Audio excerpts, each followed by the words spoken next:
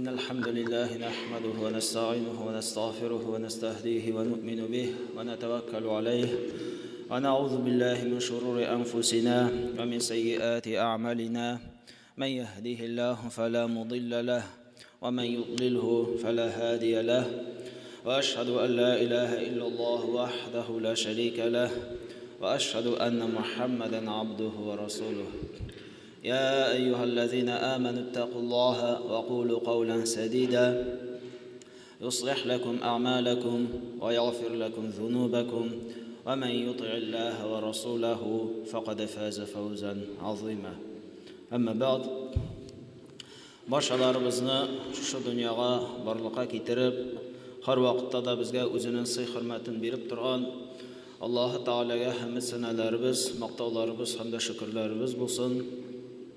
Mümin Müslümanlarını cennet nimetleri bilen şadlandırıp, Allah'a ışanmaganlarını cehennem azabı bilen korkutup, ciberilgen Peygamberimiz Muhammed Mustafa sallallahu aleyhi ve sellem'ge aytgan salat şerifelerimiz her vakit barıp, erişip tursun. Onu özümüzge örnek ettirtip alıp, bu dünyanın da ahiretin de baht saadetlerine erişip yaşavlarımızı Allah-u Teala her birimizge de nasip eylesin. Cemaat, biliriz, kişi ölgenden son, Allah huzuruna köşkenden son, kıyamet günü başlanan vakit, ol bek ağır vakit bulup tura, anda bek köp vakialar bula. Hem şu ağır vakialarda, ağır vakitlarda elbette kişiye yardım etüşü bek gerek. Hem şu kişiye yardım etüşü aybirlerinin birisi bulup tura, ol da bulsa şefaat kılu, hem şefaat kılını. Bütün halklar mahşer meydanına basqaç bek uzak vakit kötüp turacaklar hesap başlanğanda. Bütün halk bir yerge jıyla kütələr, lakin hesap başlanmay. Her halkның özünün meşakkatı, her kişinin özünün kaygısı bulacak. Şu ağır vakitlarda bek uzak basıp turgandan son kişiler izli başlayacaklar. Kim bizge şefaat kılır, Allah-u Teala'dan sorar hesap kılığını, başlağını. Şundan son bile biz hadislerini kişiler en birinci kileler Adem aleyhisselamga, şundan son Nuh peygamberge, İbrahim, Musa, Aysa peygamberler yanına kileşekler, hem de gen şefaat kılığını onlardan sorayacaklar. Lakin onlar her birisi aytacak, men özüm için borçluam, özüm için kaygıram, men sizge şefaat kıla almayım, başkaga barız deyip her bir peygamber de özünden son kilüşe peygamberge halklarını jiberecekler. Hem şundan son Peygamberimiz sallallahu aleyhi ve sellem'ge kileşekler, hem ol şefaat kılacak. Hem şu şefaat kılı, Peygamberimizin şefaat kılığı, ol en zor şefaat bulup tura. Hem şu şefaati sebeple Müslümanlar da, Müslüman bulmaganlar da şu şefaatke erişip Allah-u Teala kişilerge hesabını başlap jiberecek. Peygamberimizin şefaat kılığı sebeple hesap kılını başlanıp gidecek. Hem hadislerde getirilen Buhari jiyintağında kelgen bir hadiste İnnen nâse yasirûne yevmel kıyameti cüthâ.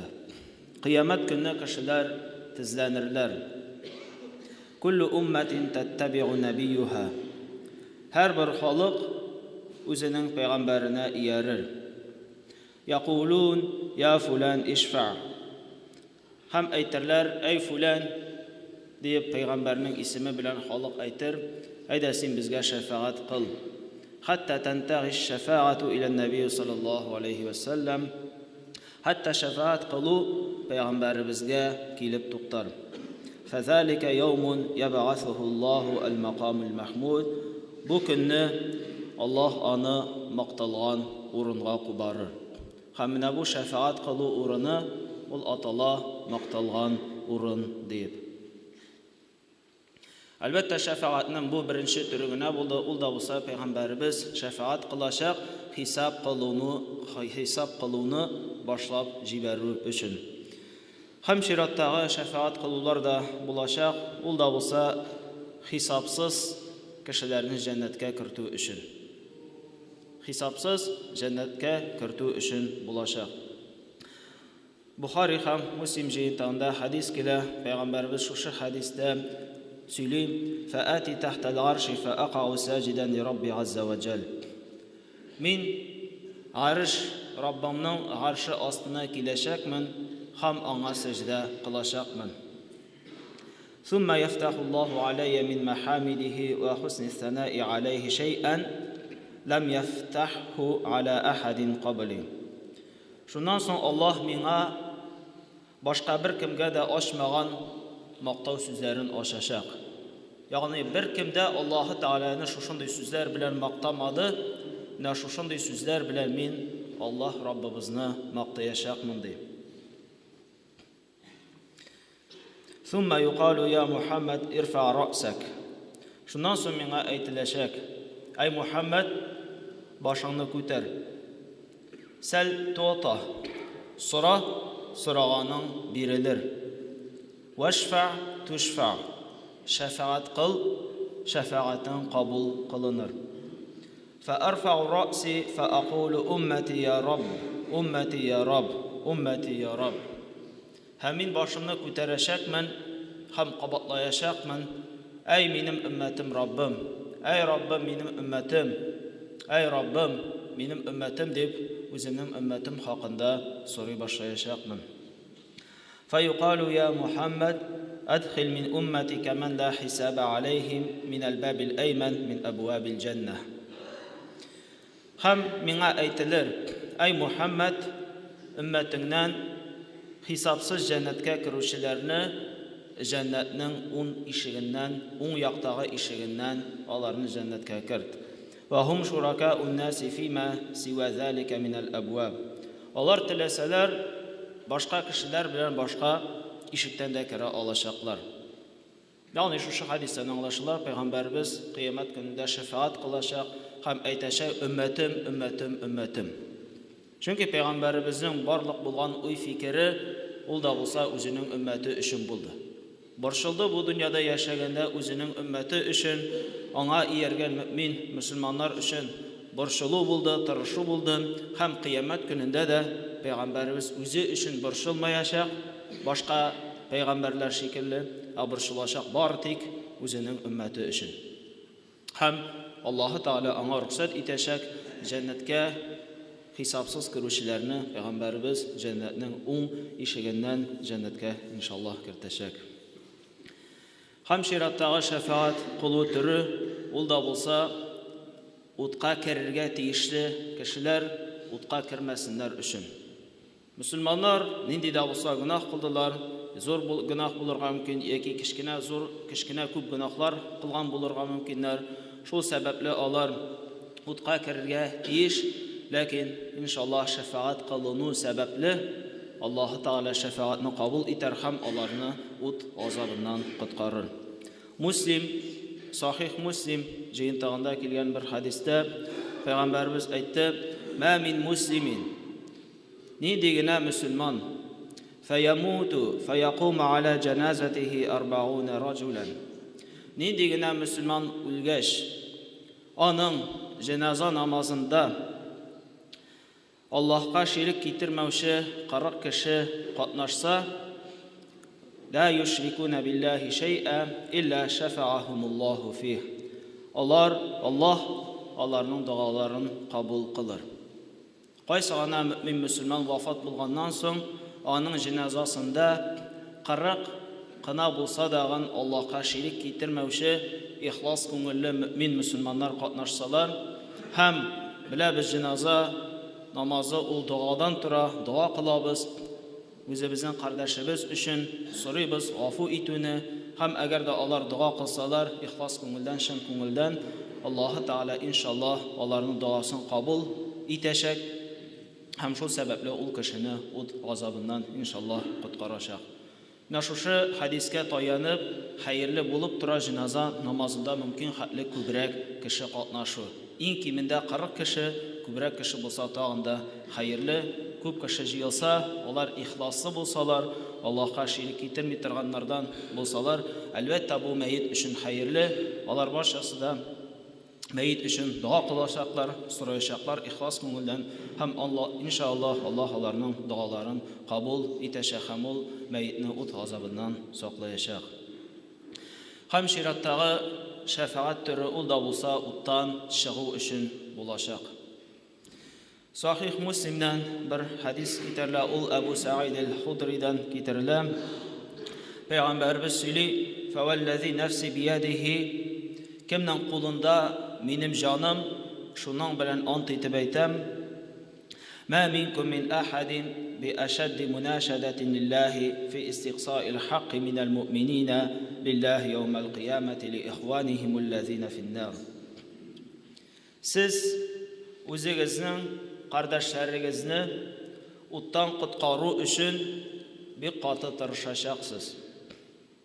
Яқулуна раббана кану ясумуна ма'ана ва юсаллуна ва яхуджун.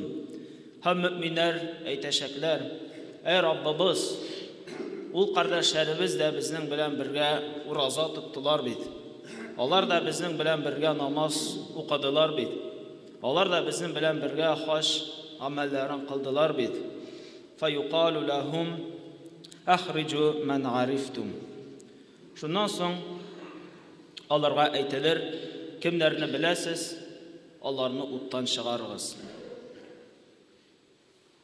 Фатухраму суарахум алан-нар фаяхруджуна халкан каthира.